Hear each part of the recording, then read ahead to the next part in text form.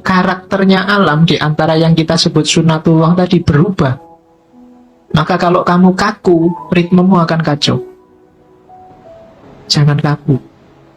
Kamu harus luwes. Ketika kamu kaku, sementara lingkungan alam sekelilingmu berubah, maka yang terjadi ritmemu kacau, jangan-jangan kamu juga mengacaukan ritmenya orang lain. Jadi karakternya hidup ini berubah. Durasinya sementara. Persepsi kita, pemahaman kita, sifatnya abu-abu kalau bahasanya. Abu-abu itu apa? Kita ini manusia yang terbatas dan pemahaman kita juga terbatas. Kebenaran, kebaikan yang kita pahami itu sebatas kemampuan kita. Maka tadi jangan kaku. Kalau kamu kaku, kamu akan mandek di keterbatasan tadi.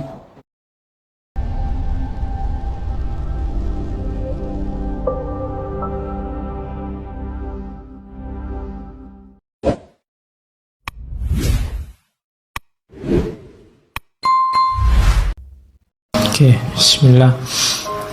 Assalamualaikum warahmatullahi wabarakatuh. Bismillah. Kita lanjutkan ngaji kita. Malam hari ini kita ganti sesi. Oke, selanjutnya rumusnya orang hidup itu ini. Kita ingat-ingat coba ya, ini pedoman hidup kita katanya Markus. Hidup kita itu secara durasi itu sementara, pasti ya, limited. Tidak lama kok hidup kita itu.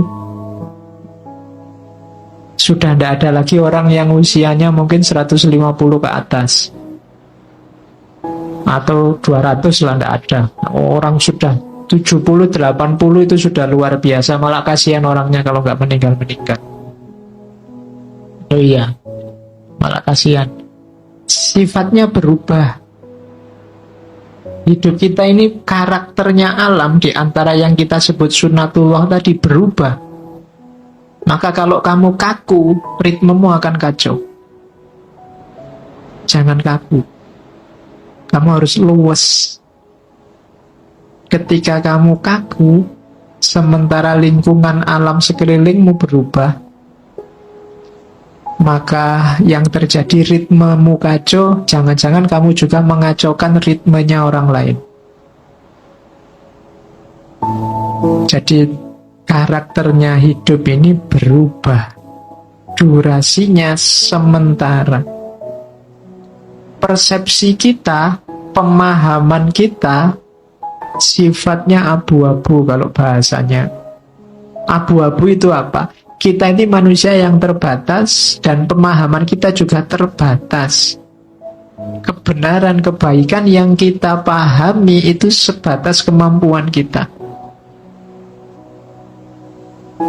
Maka tadi jangan kaku. Kalau kamu kaku, kamu akan mandek di keterbatasan tadi. Kamu tidak berkembang, tidak lebih baik. Padahal kamu harus lebih baik terus. Karena hari ini kamu terbatas, besok batasmu harusnya lebih luas. Jadi persepsi kita ini suram. Kita itu tidak ngerti sangat banyak hal, ngertinya cuma sedikit. Berarti apa? Kebenaran yang kita tahu sebagai benar juga limited, terbatas. Bukan karena kebenarannya yang terbatas, tapi kapasitas kita yang terbatas. Kemudian persepsi urusan akal ya, pemahaman. Sekarang tubuh kita itu sifatnya melemah. Grafiknya manusia itu kan ya kecil jadi besar, setelah itu kan melemah. Sebenarnya bahasa aslinya membusuk. Usia-usia kalian ini mungkin sudah tidak bisa lebih tinggi lagi, tidak bisa berkembang lagi, sudah selesai. Kecuali kamu ikut terapi-terapi minum pil apa itu, nambah tinggi 2 cm itu mungkin ya. Sudah tidak bisa, percayalah, sudah habis pertumbuhanmu. Kamu minum susu pertumbuhan tulang sampai berapa, sudah selesai. Usia-usia kita sudah tua. Jadi, dan grafiknya pasti semakin melemah. Tidak ada orang yang tambah tua, tambah kuat, luar biasa, tambah tidak ada. Pasti. Jadi tubuh, jasad, fisik itu semakin melemah. Kemudian jiwa kita itu yang karakter utamanya sebenarnya dia kebingungan. Soul. Dia kalau tidak punya pemandu resmi, dia selalu bingung, mudah dipengaruhi. Akal itu kan, mental itu kan mudah dipengaruhi. Sekarang seneng, besok benci. Kemarin kerjasama, sekarang gegeran. Itu jiwa kita selalu begitu, mudah dipengaruhi, selalu dalam kebingungan. Kemudian 5 yang atas tadi kan serba tidak enak. Terus kamu, kalau gitu saya nunggu takdir, keberuntungan. Nah, keberuntungan, takdir itu tidak bisa ditebak. Tidak mesti. Di situ ditambahi oleh Markus kemasyhuran. Kemasyhuran itu mungkin kamu mengandalkan status, mengandalkan nama baik, mengandalkan keluarga, mengandalkan identitasmu sebagai apa. Katanya Markus itu juga tidak pasti. Seterkenal apapun orang, pada saatnya juga lenyap, dilupakan. Jadi ternyata hidup kita itu semacam ini. Ringkasnya apa? Katanya Markus, hidup ini bagian fisiknya seperti sungai. Dia berubah semakin lama semakin melemah. Sungai itu kan mengalir semakin ke yang lebih landai, lebih ke bawah. Sementara jiwa kita, rohani kita bagaikan mimpi dan kabut, tidak jelas, kebingungan.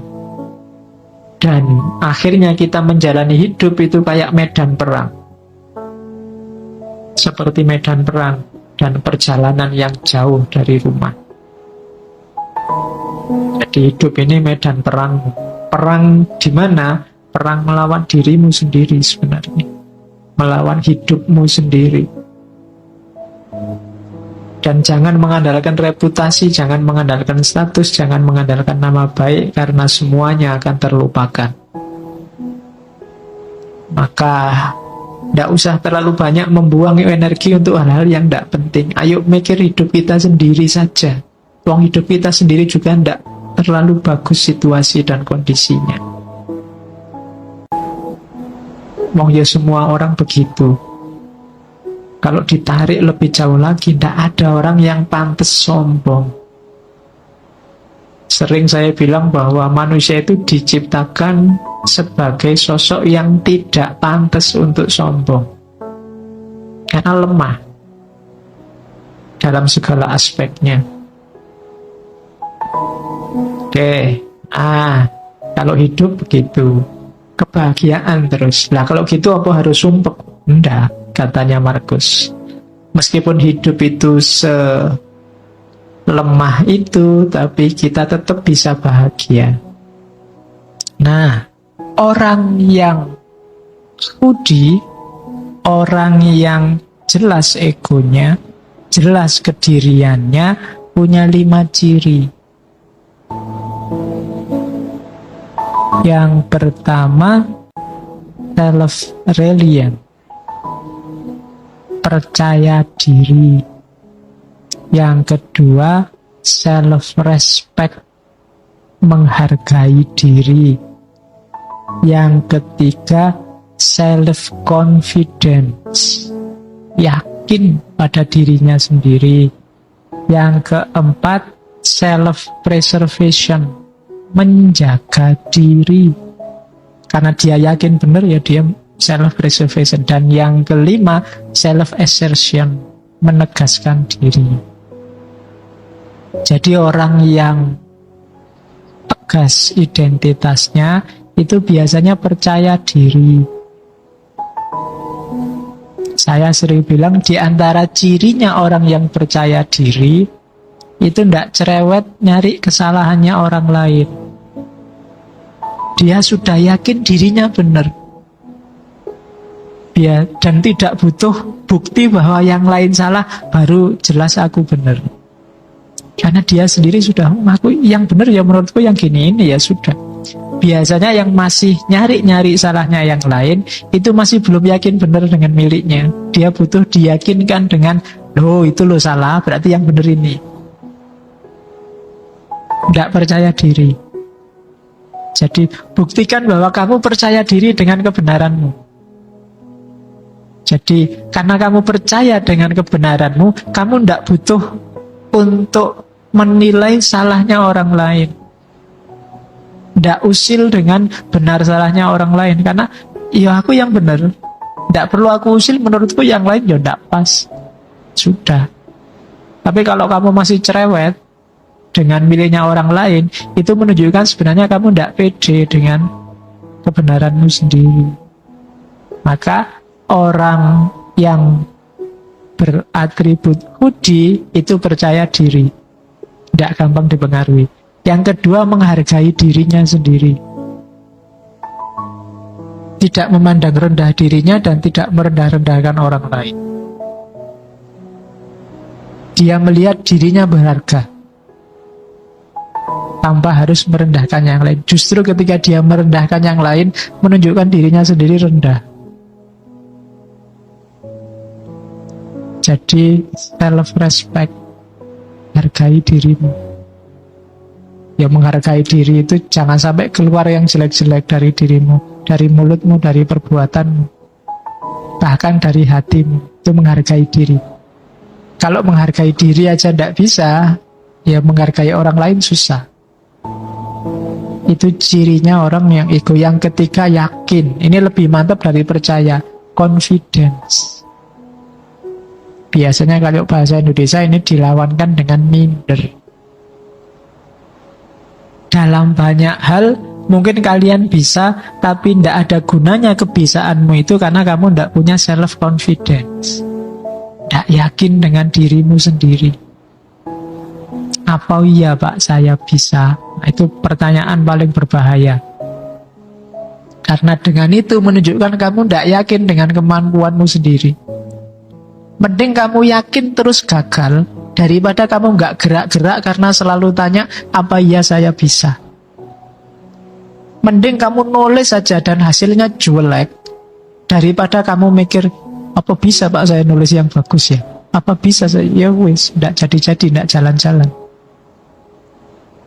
Self-confident, percayalah dirimu bisa. Kalau nggak bisa, akan kelihatan kelemahanmu di mana dan diperbaiki. Tapi kalau kamu nggak ngapa-ngapain, ya sudah. Kayak kamu nulis tesis, apa skripsi, apa disertasi. Itu kalau kamu kesuwen mikirnya, ini bisa nggak ya aku bahas tema ini ya? Jangan-jangan nanti bukunya susah. Jangan-jangan nanti ya nggak jalan-jalan. Maju aja. Nanti kalau ada salahnya di mana kan ada yang baca, kan ada yang bimbing, kan ada yang nguji meluruskan. Nah nanti kalau nggak ketahuan Pak jeleknya di mana, alhamdulillah ya bisa lulusnya lebih cepat. Jadi yakinlah pada dirimu, itu menunjukkan egomu mantap. Yang keempat, self-preservation. Karena kamu yakin dirimu bisa, maka ya kamu menjaga dirimu, tidak menyia-nyiakan bakatmu, tidak membuang-buang kemampuanmu, tidak menghabis-habiskan energimu untuk yang tidak penting. Itu namanya self-preservation. Yang kelima, self-assertion. Self-assertion itu menegaskan dirinya terus-menerus. Aku bisa. Aku mampu. Aku ini muslim yang baik kok. Aku ini mahasiswa yang rajin kok. Aku ini tuh menegaskan diri terus-menerus. Cirinya itu. Kalau kita tidak punya 5 ini, kita tidak akan jadi sesuatu. Kalau ada yang ingin jadi artis, ya harus yakin bahwa kamu bisa jadi artis. Meskipun figuran, bagian dipukuli, bagian ditendangi, tapi bisa. Jangan khawatir. Kalau ada yang ingin jadi ustadz, kamu bisa jadi ustadz. Meskipun mungkin di awalnya masih grogi, keliru-keliru, tidak apa-apa. Lama-lama lanyah, lama-lama lancar. Kalau ada yang ingin jadi dosen, pasti bisa. Meskipun awalnya grogi. Itu namanya ego. Bentuklah, kuncinya di dirimu, bukan di yang lain. 5 ini kan kuncinya dalam diri kita semua. Oke, itu cirinya ego itu apa? Kalau bahasanya Iqbal, kesendirian yang esensial. Jadi, kenapa kesendirian? Karena ego itu hakmu sepenuhnya. Orang lain nggak bisa intervensi. Misalnya, semua yang di ruangan ini menganggap ngaji ini bikin ngantuk. Tapi kalau kamu nggak ngantuk, mau apa? Itu kan hakmu sepenuhnya. Semua yang di ruangan ini nganggap tema Iqbal itu penting. Tapi mungkin salah satu nganggap tema itu tidak penting. Dan tidak ada orang bisa mbok penting. Oh, bagiku tidak penting. Mbok dianggap penting, tidak bisa. Kamu sudah nganggapnya tidak penting. Tidak bisa ditipu. Itu berarti ego. Beda sama orang yang ikut ke kiri, ikut ke kanan tadi.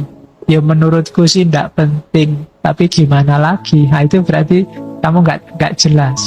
Ego itu memang kesendirian esensial. Orang bisa lihat tapi dia tidak akan ngerti aslinya.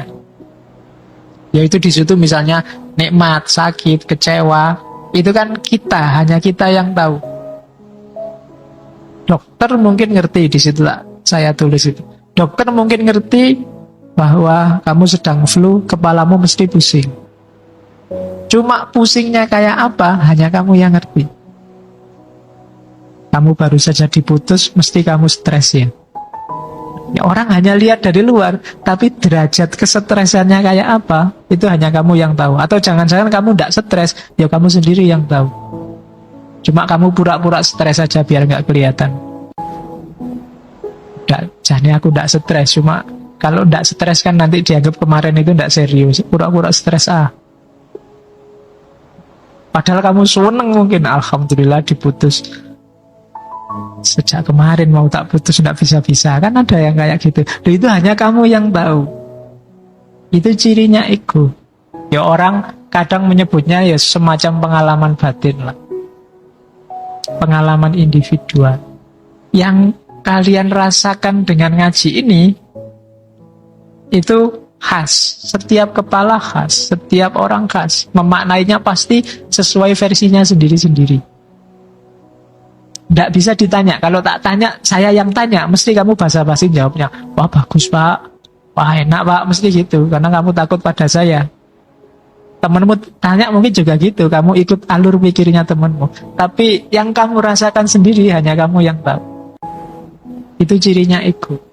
Nah, orang yang tidak punya, yang dirasakan sendiri ini loh, biasanya orang yang kehilangan jati dirinya, kehilangan egonya. Kadang orang menyebutnya tidak punya pendirian, tidak bisa membaca dirinya sendiri. Penting tidak ngaji tadi? Tidak tahu ya, emangnya pentingnya kayak gitu-gitu itu. Dia tidak bisa membaca dirinya sendiri. Padahal kan gampang. Kalau kamu merasa nyaman berarti penting, kalau tidak ya berarti tidak penting. Itu ego, cirinya itu.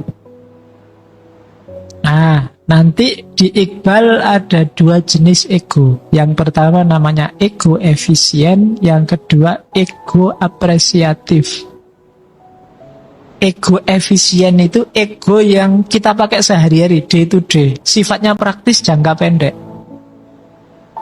Misalnya, hari ini, 2 jam ini, saya posisinya sebagai yang ngasih informasi. Ini efisien. Setelah ini tidak lagi. Pulang ya tidur, di rumah jadi bapak, jadi suami, di kampus jadi dosen, di sini jadi ustadz, nanti di warung jadi pelanggan. Itu ego efisien. Sifatnya temporal. Kan? Dan ya sesuai dengan konteks, itu ego efisien. Ini juga butuh kecerdasan, butuh kearifan, jangan keliru. Kalau di rumah posisinya sebagai bapak, sebagai suami. Kalau di sini mungkin ustadz. Jangan keliru, mungkin di sini, saya di sini jangan-jangan suami ini. Oh itu, itu iso kacau. Jadi jangan salah, itu namanya ego efisien. Ada hubungannya sama waktu. Tandingannya ego efisien itu ego apresiatif. Ini yang kalau bahasanya Iqbal waktu murni. Nggak ada temponya. Ya kayak kalian refleksi, aku ini orang kayak gimana ya sebenarnya. Ini ego efisien. Jadi yang lintas waktu, aku ini orangnya penyabar apa pemarah ya, aku ini orangnya santai apa kemerungsung ya. Nah, itu ego apresiatif. Jadi jati diri hakikimu di luar fakta-fakta temporer keseharian, namanya ego apresiatif. Kamu disuruh refleksi, muhasabah, itu kan lintas waktu, tidak sekedar di waktu tertentu. Tapi dirimu yang sejati itu seperti apa, atau kamu ingin membangun dirimu seperti apa, itu namanya ego apresiatif. Jadi ada ego efisien, ada ego apresiatif. Kalau efisien yang fakta-fakta, hari ini kamu apa, enaknya gimana, dan seterusnya. Kalau pas di warung, yo pahamilah sekarang kamu jadi pembeli, bukan dosen, bukan apalagi ustadz, bukan, kan gitu. Kalau masuk warung terus aku ustadz assalamualaikum, ya enggak, urusannya beda. Nanti yang punya warung bingung, nanti kamu dikasih uang kecil dah. Jadi itu jenisnya ego. Terus sekarang membangun ego.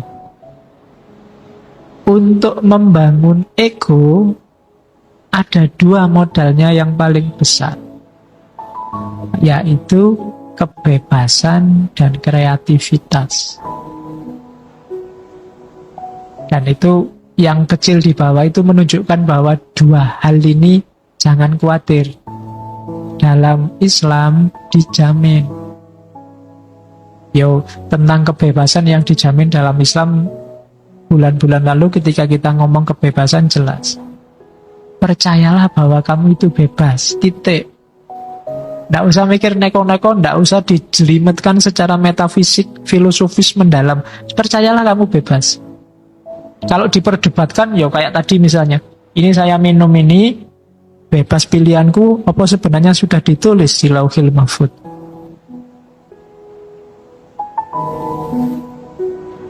Ini kan diskusinya panjang.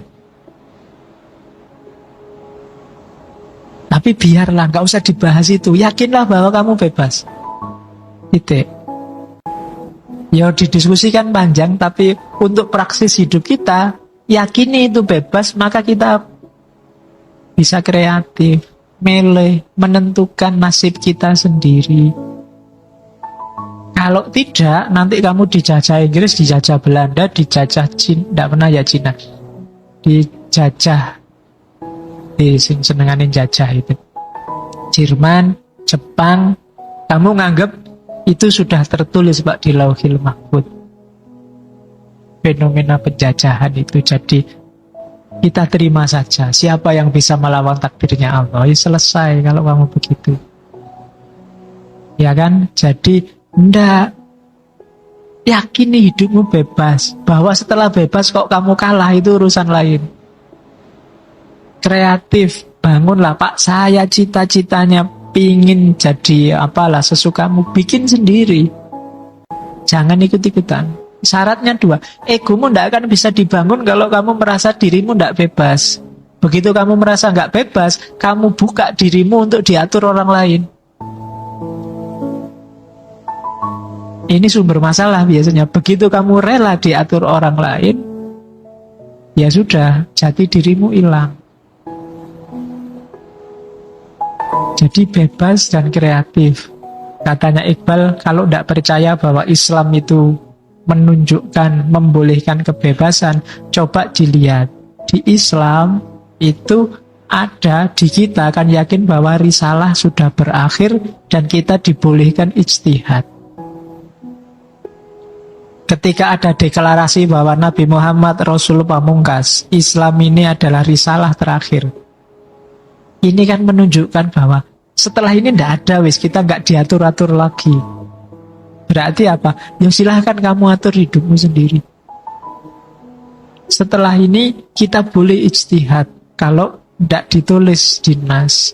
Tidak ada di syariat. Itu menunjukkan apa? Kita diizinkan untuk mikir sendiri, menentukan nasib sendiri. Jadi katanya Iqbal, tidak. Kebebasan dan kreativitas tidak bertentangan dengan visinya Islam. Oke. Jadi kreativitas itu bahasa Arabnya bid'ah. Yo, kamu kan tadi tenang-tenang aja saya ngomong kreativitas, kamu iya Pak kita harus kreatif. Begitu tak kasih tahu bahasa Arabnya kamu mengkeret. Bid'ah toh ternyata, kan mesti gitu. Kalau bid'ah ya ndak boleh Pak, karena kamu mesti gitu. Ndak, katanya Iqbal. Kita sama Allah disampaikan oleh Rasul bahwa kita berhak berijtihad. Berarti apa? Kita boleh menggunakan akal pikiran kita. Jadi, ada sih aturan-aturan pokok yang tidak boleh diubah. Tapi bahkan aturan yang tidak boleh diubah ini, ketika kita pahami dengan akal kita, hasilnya macam-macam. Hanya yang paling pokok saja mungkin yang kita tidak beda, tapi dalam banyak hal kita beda-beda loh. Sholatnya wajib, tapi coba dilihat komponen sholat. Macam-macam. Doa iftitahi wae beda. Takbirnya aja macam-macam. Ada yang ngangkat tangan, ada yang bilang sampai pundak, ada yang bilang sampai telinga. Itu kan akal masing-masing yang main menafsirkan.